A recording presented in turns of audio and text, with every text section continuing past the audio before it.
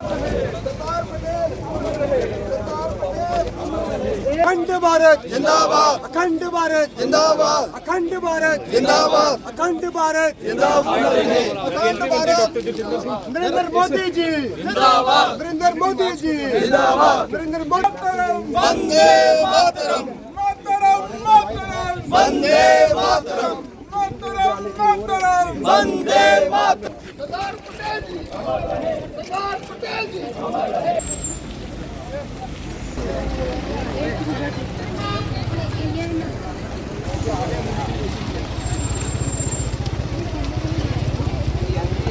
सरदार पटेल की ये 150वीं जयंती है।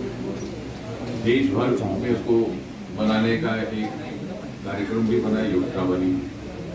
सरदार पटेल क्या ये कार्यक्रम मनाने की आवश्यकता क्यों रही? वो इसलिए कि सरदार पटेल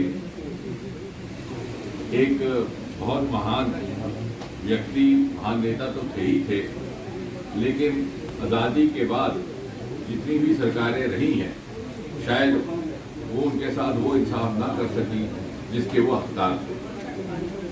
हम जब कहते हैं नेशन फर्स्ट, तो नेशन फर्स्ट के जो सर्वश्रेष्ठ और जो सर्वप्रथम प्रतीक थे उनमें से सरदार पटेल। हम ये भी जानते हैं कि कांग्रेस पार्टी की अधिकतर प्रदेश इकाइयों ने ये सिफारिश की थी कि भारत के प्रथम प्रधानमंत्री सरदार वल्लभ भाई पटेल। लेकिन जब बापू गांधी ने हस्तक्षेप किया तो सरदार पटेल ने उसे प्रतिष्ठा का विषय ना बनाते हुए, किसी विवाद को ना उत्पन्न हो, इस सोच के साथ पूरे समर्पण भाव से जवाहरलाल नेहरू जी को प्रधानमंत्री बनना स्वीकार किया। हालांकि बहुमत उनकी पार्टी का, उनके दल का, समाज का इनके पक्ष में था। उसके उपरांत एक बहुत बड़ी चुनौती भारत के लिए आई जब अंग्रेज भारत को विभाजित करके गए। शुरू में तो लॉर्ड माउंटबेटन के यहाँ जब ये योजना बनी तो मंसूबा ये था कि 3 हिस्सों में तकसीम कर दिया जाए, हिंदुस्तान, पाकिस्तान और प्रिंसिस्तान, यानी आपस में लड़ते रहे। राजवाड़े 560 से अधिक या 550 से अधिक वो अपनी जगह राज करते रहे।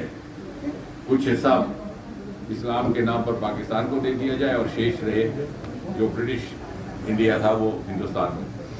लेकिन उस समय के नेताओं ने इस विकल्प को स्वीकार नहीं किया, लेकिन आखिरकार बंटवारा हुआ, हिंदुस्तान और पाकिस्तान का विभाजन हुआ। विभाजन करने के लिए लॉर्ड माउंटबेटन ने लंदन चिट्ठी लिखी। उन्हें कोई कानून साज चाहिए था, वहाँ से अटॉर्नी जनरल भेजे गए जो बड़े विद्वान माने जाते थे, लेकिन कभी पहले हिंदुस्तान उनका आना नहीं रहा था। केवल 4 सप्ताह लगभग वो दिल्ली रहे।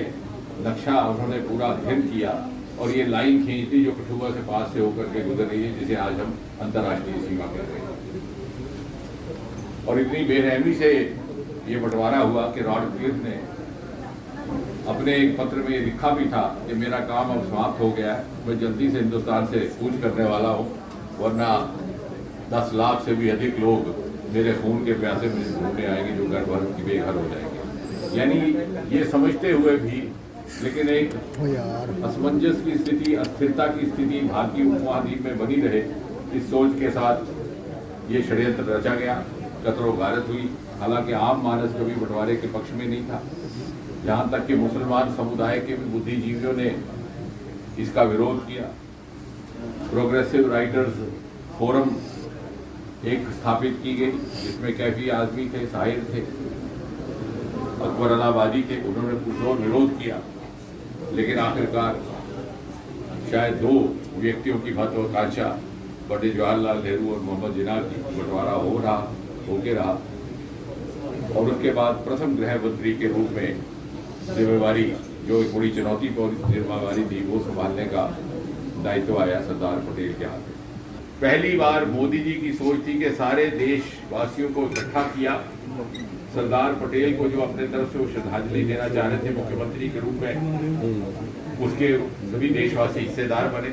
और हम सब जो उस समय के सक्रिय कार्यकर्ता थे, युवा कार्यकर्ता थे, उन्हें भी उनके इतिहास से परिचित होने का अवसर मिले।